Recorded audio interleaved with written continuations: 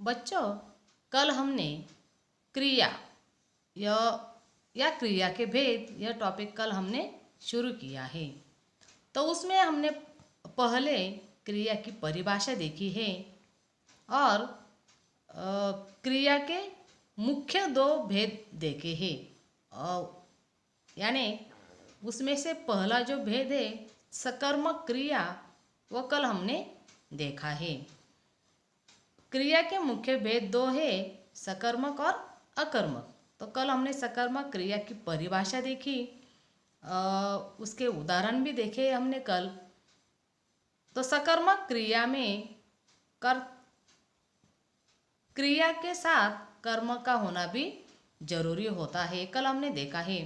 और वैसे क्रिया और कर्म के बिना सकर्मक क्रिया का वाक्य पूरा नहीं होता है। यानी संक्षेप में हम यही कहेंगे कि कर्म लग जाने से क्रिया अपना पूरा अर्थ स्पष्ट करती है, इसलिए वह सकर्मक क्रिया कहलाती है। यानी इसमें कर्म के साथ क्रिया भी होती है या क्रिया के साथ कर्म का होना जरूरी होता है। यह देखा हमने कल सकर्मक क्रिया में। तो बच्चों, सकर्मक क्रिया में क्रिया के साथ कर्म का होना जरूरी होता है, और अगर वैसा नहीं हुआ तो वह सकर्म वाक्य पूरा नहीं होता है। या कल भी हमने उसके उदाहरण देखे हैं। मैंने आप लोगों को बोला भी है कि वाक्य का अर्थ हमें बिना क्रिया के नहीं बनता है और वह वाक्य हमारा अधूरा रह जाता है। लेकिन क्रिया शब्द जुड़ने पर शब्द समूह बन जाता है या वो हमारा वाक्य पूर्ण अर्थ से हमें स्पष्ट होता है। लेकिन बच्चों, अकर्मक क्रिया में ऐसा नहीं होता है।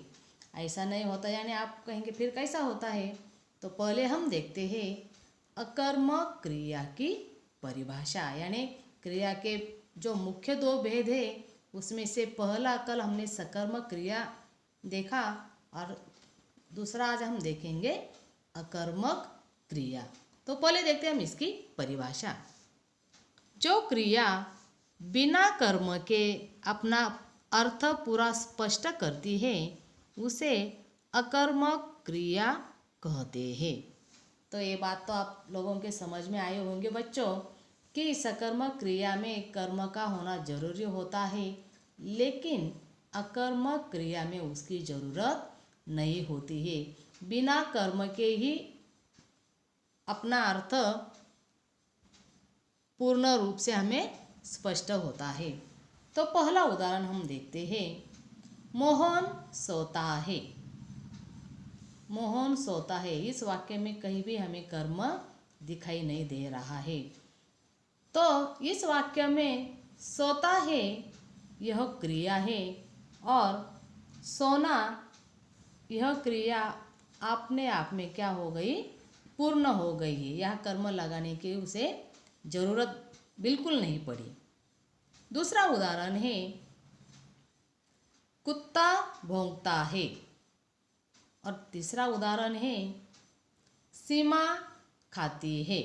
तो बच्चों, सिर्फ यही ध्यान में रखने का कि अकर्मक क्रिया में बिना कर्म से क्रिया अपना यानी या बिना कर्म के अपना अर्थ यह स्पष्ट रूप से पूरा होता है या हमारे समझ में आता है। जैसे सकर्मक क्रिया में कर्म की जरूरत होती है, वैसे अकर्मक क्रिया में कर्म की जरूरत बिल्कुल नहीं होती है।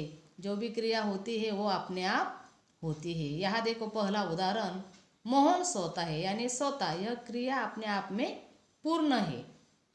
वैसे कुत्ता भौंकता है या भौंकने की क्रिया भी अपने आप में पूर्ण हो जाती है।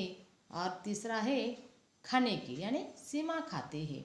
यानी तीनों भी वाक्य में जो भी क्रिया है वो अपने आप पूरी हो चुकी है, इसमें कर्म की ज़रूरत हमें नहीं लगी। तो बच्चों, कल हमने सकर्मक क्रिया देखी है, लिखा भी होगा आप लोगों ने, और आज उसे ही कंटिन्यू करने का और क्रिया का दूसरा भेद यानी अकर्मक क्रिया कंटिन्यू करने का और ये अपने नोटबुक में लिख के लेने का।